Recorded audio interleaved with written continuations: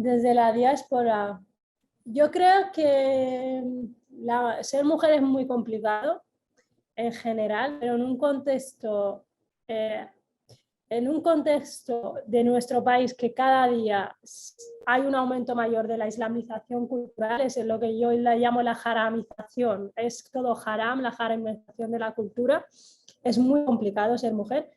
Yo me sentí apoyada, pero porque tienes que demostrar respeto.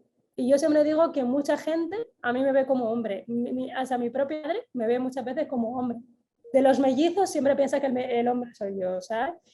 Entonces, yo siempre digo que se suele asociar el éxito, no porque la gente, de hecho me pasa en mi trabajo, yo trabajo solo con hombres, entonces siempre me dicen, tú eres uno más, y yo siempre les digo, no, soy una más.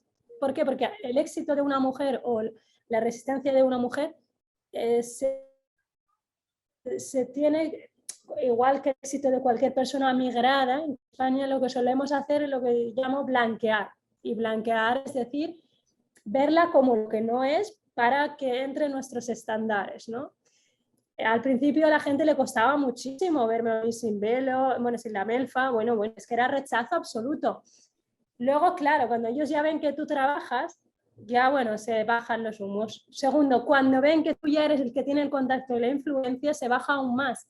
Y dejan de verlo porque lo que están haciendo, me pasa a mí, cuando yo voy a ver a mi madre se puede sentir muy orgullosa de muchas cosas que yo soy, pero a lo que mi madre intenta todo el rato es, ya, hija, pero lo único que te falta es ser musulmana y llevar el velo, ¿no?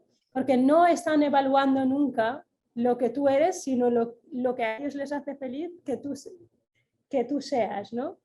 Lo que yo creo que hay lo que sufren muchas mujeres es la hipocresía, la estigmatización social y luego el blanqueo del éxito.